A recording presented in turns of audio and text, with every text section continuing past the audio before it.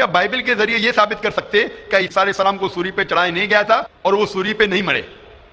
खुसूसन यूनुस अलैहिस्सलाम के हवाले से कई बाइबल में वर्सेस है जिससे यह साबित किया जा सकता है कि ईसा अलैहिस्सलाम को सूली पे नहीं चढ़ाया गया था। लिखा है गॉस्पेल ऑफ मैथ्यू में चैप्टर नंबर 12 वर्स नंबर 38 में कि जब लोग आते हैं और ईसा अलैहिस्सलाम से कहते हैं कि आप हमें एक मौजज़ा दिखाओ, हमें निशानी दिखाओ ताकि हम माने कि आप अल्लाह के पैगंबर हैं। ईसा अलैहिस्सलाम कहते हैं कि तुम्हें कोई निशानी नहीं दी जाएगी, सिर्फ निशानी यूनुस अलैहिस्सलाम की। जिस तरीके से यूनुस अलैहिस्सलाम 3 दिन और 3 रात मछली के पेट में थे, उसी तरीके से मैं धरती के पेट में 3 दिन और 3 रात रहूंगा। यूनुस अलैहिस्सलाम की निशानी क्या है? हमें जाना पड़ेगा द बुक ऑफ जोना। तो मुझे यह पूछना है कि यूनुस अलैहिस्सलाम को जब दरिया में फेंकते हैं, बाइबल में लिखा है, तो यूनुस अलैहिस्सलाम जिंदा थे या मुर्दा थे? He was alive, जिंदा थे। माशाअल्लाह, सही फरमा रही है। तूफान इतना जोर का आ रहा था, तूफान में अगर एक जिंदा इंसान को डालते हैं, वो तूफान में दरिया में इंसान मरना चाहिए, लेकिन यूनुस अलैहिस्सलाम मरे या जिंदा थे? He was still alive. माशाअल्लाह, सही जवाब है। मछली की पेट में यूनुस अलैहिस्सलाम जिंदा थे या मुर्दा थे? He was alive. He was alive. 3 दिन और 3 रात तक ईसा अलैहिस्सलाम फरमाते कि जिस तरीके से यूनुस अलैहिस्सलाम 3 दिन और 3 रात मछली के पेट में रहे, उसी तरीके से मैं 3 दिन और 3 रात धरती के पेट में रहूंगा।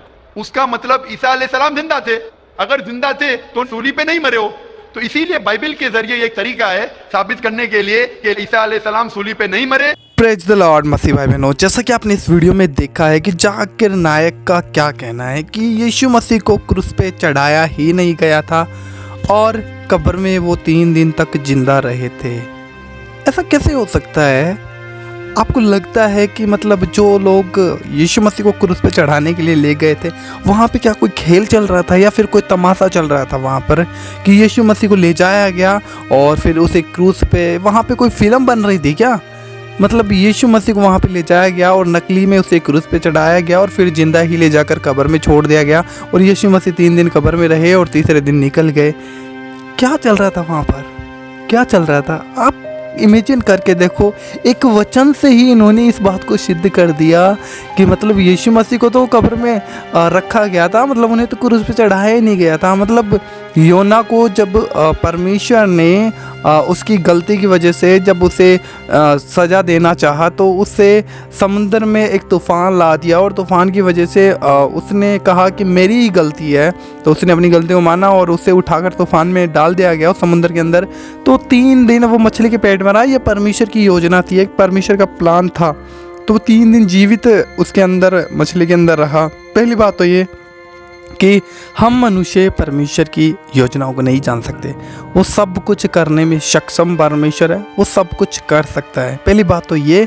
एंड हम कौन मनुष्य हैं? मतलब पूरी बाइबल हमें ये कहती है कि प्रभु यीशु मसीह का क्या जीवन था, प्रभु यीशु मसीह कैसे इस पृथ्वी पर आए, कैसे वो क्रूस पे चढ़ाए, क्यों गए, सब कुछ पूरी बाइबल में लिखा हुआ है। लेकिन इन्होंने एक ऐसी वर्ष को पकड़ा है बाइबल से और सिद्ध कर दिया कि जैसे योना को 3 दिन मछली के पेट में रहना पड़ा पश्चाताप के लिए, ये ऐसे ही यीशु मसीह 3 दिन कब्र में रहे थे। तो कब्र में दफनाने वाले, मतलब जो वहाँ पर यहूदी लोग जो प्रभु यीशु मसीह के विरुद्ध में थे, क्या वो इतने पागल हैं कि मतलब यीशु मसीह को 3 दिन कब्र में जिंदा रखेंगे?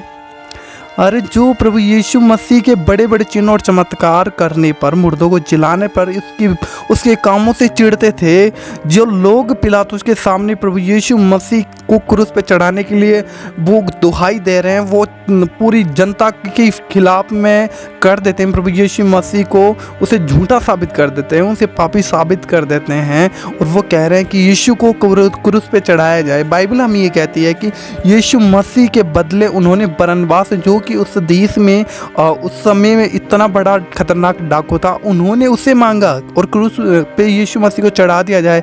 ये वे सब लोग थे जो यीशु मसीह को क्रूस पे चढ़ाना चाहते थे, उनके बदले उन्होंने डाकू को छुड़ा लिया। तो आपको लगता है कि फिर वो यीशु मसीह को क्रूस पे नहीं चढ़ाएंगे और उसे जीवित ही ले जाकर मतलब कब्र में रखेंगे और 3 दिन आराम से वहाँ पर रहेगा, खाएगा पिएगा और तीसरे दिन बाहर आ जाएगा? तमाशा है क्या कोई? तमाशा है क्या कोई? बाइबल में साफ लिखा है कि प्रभु यीशु मसीह का जन्म क्यों हुआ, क्यों प्रभु यीशु मसीह मारे गए। पहली बात तो ये, जब यीशु मसीह को क्रूस पे चढ़ाया जाना था उससे पहले प्रभु यीशु मसीह को 39 कोड़े मारे गए। फिर वहाँ पर प्रभु यीशु मसीह को एक क्रूस उठाकर जो उनसे चल भी नहीं रहा था, क्योंकि लिखा है कि यीशु मसीह की मतलब दशा देखने योग्य नहीं थी। मनुष्य का सा शरीर उसका रह गया नहीं था बिल्कुल भी, और क्रूस पे यीशु मसीह को चढ़ाने के लिए उसे अपना क्रूस उठाना पड़ा और उस गुलगत्ता की पहाड़ी पर उसे जाना पड़ा। वहाँ पर जाकर प्रभु यीशु मसीह को वहाँ पे क्रूस उठाकर लेके जाना पड़ा। 39 कोड़े खाए थे, शरीर देखने योग्य नहीं था। वहाँ पर ले जाकर हाथों पैरों में कीलें ठोकी गई, हाथों पैरों में कीलें ठोकी गई, सर में कांटों का ताज पहनाया गया। और समझ पा रहे हैं आप? एंड जब दो चोर उनके दोनों तरफ लटकाए गए थे, तो जब शाम का समय हुआ था, क्योंकि वो फसह का दिन था, उस दिन में वो जो अपराधी को चढ़ाते थे क्रूस पे, तो उसे एक समय पे उतार लेते थे शाम को, चाहे वो मरे या फिर नहीं मरे। जो जिंदा रहते थे उनके पैरों को तोड़ दिया जाता था। तो दो चोर थे, वो जिंदा थे और उनके पैरों को तोड़ दिया गया। तो यहाँ पर एक बात तो ये है कि अगर यीशु मसीह क्रूस पे जिंदा होता तो उसके पैरों को तोड़ा जाता, वहाँ पे नहीं तोड़ा गया। दूसरा, जब वहाँ पर जो सिपाही आकर प्रभु यीशु मसीह को देखते हैं कि ये तो कोई हरकत नहीं कर रहा है, ये तो मर चुका है, तो उन्हें विश्वास नहीं हुआ। तो उन्होंने क्या किया, एक भाला लिया और प्रभु यीशु मसीह के पंजर में डायरेक्ट उसने मारा, और जो दिल को आर पार करके छेद के निकल गया।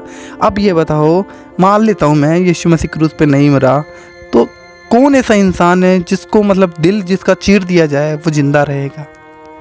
आप बाइबल पढ़िए, मैं आपको कहना चाहता हूँ, आप सच्चाई को जानिए, क्योंकि इस संसार में प्रभु यीशु मसीह ने खुद कहा है कि मेरे नाम से लोग तुम्हें गुमराह करेंगे। हाँ, मेरे वचन को बढ़ाएंगे, तोड़ेंगे, मरोड़ेंगे, अपने लिए इस्तेमाल करेंगे, और आज वैसा ही हो रहा है। बस हमें सतर्क और सावधान रहना है कि हम कैसी शिक्षाओं पे मन लगा रहे हैं, कैसी बातों पे मन लगा रहे हैं, क्योंकि हर एक इंसान का ये फ़र्ज है कि हम सच्चाई को जानें, और सच्चाई बाइबल में है। और जब हम बाइबल को पढ़ेंगे, जब हम बाइबल को जानेंगे, हम जान पाएंगे कि क्या यीशु मसीह को क्रूस पे चढ़ाया गया या फिर नहीं चढ़ाया गया, क्योंकि बाइबल प्रूफ करती है इस बात को कि यीशु मसीह को क्रूस पे चढ़ाया गया। वो 3 दिन मुर्दा कब्र में रहा और तीसरे दिन मुर्दों में से जी उठा, और आज भी उसकी कब्र खाली है। और हमें ये मानने की ज़रूरत नहीं है, हमें सुनने की ज़रूरत नहीं है कि यीशु मसीह को क्रूस पे चढ़ाया गया या फिर नहीं चढ़ाया गया, वो क्रूस पे मरा या नहीं मरा, क्योंकि आज भी प्रभु यीशु मसीह के नाम से जो काम हम देखते हैं वो कोई नहीं कर सकता, क्योंकि खुदावंद यीशु मसीह जो मनुष्य के पापों को अपने ऊपर लेकर जो क्रूस पे मरा था और मुर्दों से तीसरे दिन जी उठा था, आज भी वो सामर्थ्य रखता है कि मनुष्य के पापों को क्षमा करे, क्योंकि उसका लहू हमारे पापों को क्षमा करने में विश्वास योग्य है, और हम ये विश्वास करते हैं। अब कोई कुछ भी कहे, कोई भी बाइबल वर्ड्स को ले, कोई भी बाइबल को, कोई भी किताब को ले और कहे कि यीशु को क्रूस में नहीं चढ़ाया गया था, वो तो खुदा ही नहीं था। हम जानते हैं, क्योंकि उसके काम हमारे जीवन में प्रकट है, और हम जानते हैं कि खुदावंद यीशु की शांति हमारे जीवन में, हमारे हृदय में, वो ही खुदा है। शेयर करिए इस वीडियो को।